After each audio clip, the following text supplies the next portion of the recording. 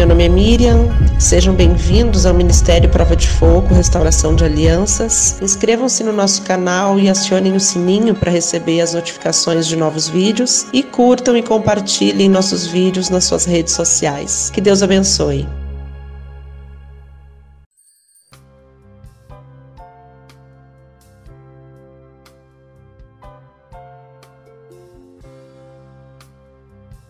Olá, eu me chamo Ana Paula e gostaria de compartilhar a palavra do Senhor com vocês.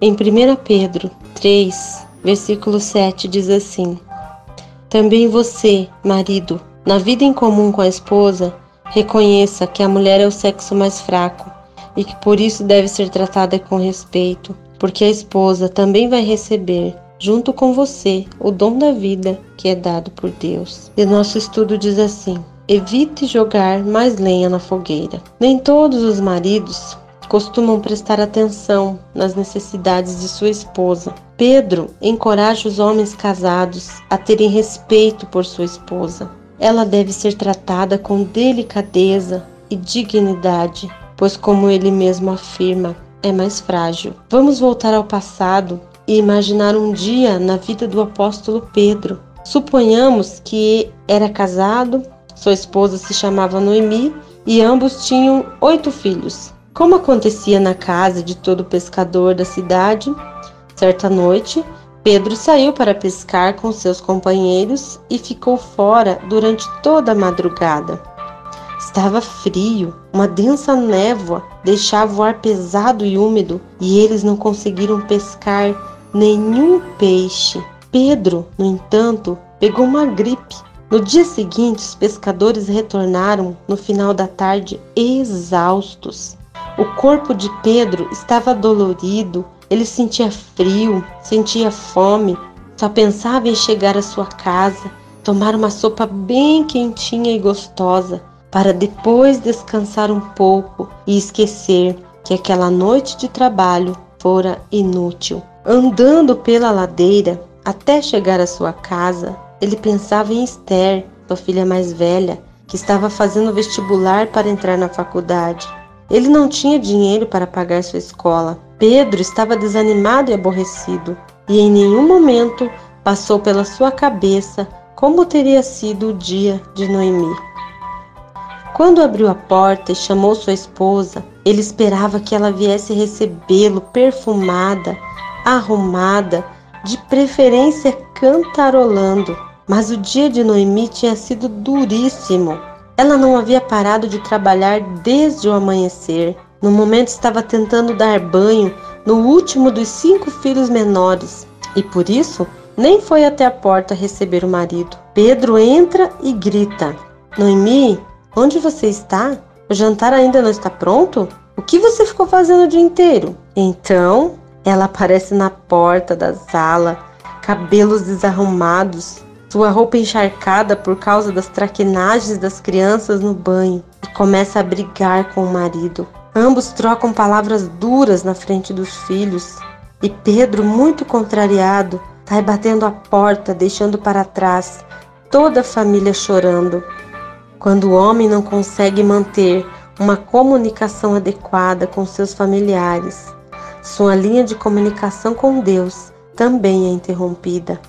A insensibilidade do marido faz com que ele perca sua autoridade como sacerdote de seu lar e líder de sua família. É muito importante a comunicação. O diálogo é algo muito importante dentro de um casamento, dentro de uma relação. É impossível se não tiver diálogo, porque um não consegue adivinhar o que o outro está pensando. Então é necessário que haja essa conversa, que haja diálogo e sempre evitar jogar mais lenha na fogueira. Amém? Senhor, em nome de Jesus, Pai, nós estamos aqui, Senhor, te pedindo sabedoria do alto, Pai, para quando, Senhor, tivermos que enfrentar o dia mau. E esse dia, Senhor, pode ser dentro da nossa casa. Pai, nos dá sabedoria, Senhor. Nos dá sabedoria, discernimento, nos dá sensibilidade, Senhor.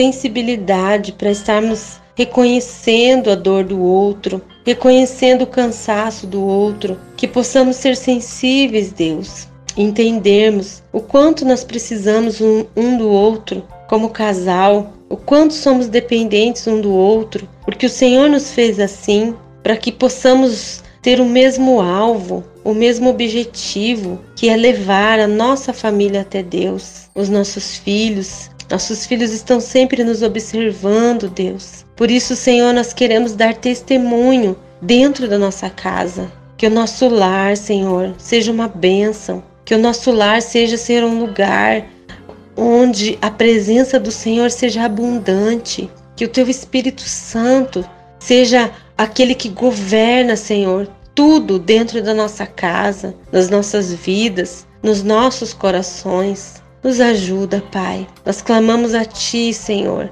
a ajuda do Senhor em todos os momentos da nossa vida. Pai, clamamos a Ti porque sabemos que Tu és fiel. O Senhor tem prazer na família. O Senhor tem prazer, Senhor, que a família viva em harmonia. Por isso, Pai, nós também colocamos diante do Senhor todas essas famílias, Pai, que precisam de restauração. Estas alianças que foram feitas diante do Teu altar, onde o Senhor foi testemunho na aliança, Senhor, que foi feita. Meu Deus e meu Pai, nós clamamos pelo Teu poder, Senhor, pelo Teu poder, Pai, pelo milagre do Senhor em cada lar, em cada vida. Senhor, que essas mulheres possam ter uma experiência contigo, que esses homens, Pai, possam ter experiências contigo e saber, ó Deus, que no cumprimento da Tua palavra é muito importante que ele saiba o papel dele dentro da sua casa, que ela saiba qual é o papel dela dentro da sua casa, de ajudadora, de intercessora, e ele como sacerdote, sendo sempre aquele que conduz a sua família à salvação em Cristo. Meu Deus e meu Pai, nós clamamos a Ti, Senhor, porque cremos, Pai, e sabemos que Tu és fiel. E o Senhor é esse que começou a boa obra dentro de nós e da nossa casa. Em nome de Jesus, Pai, nós confiamos, Pai, que Tu és poderoso para concluir esta obra. Em nome de Jesus. Amém.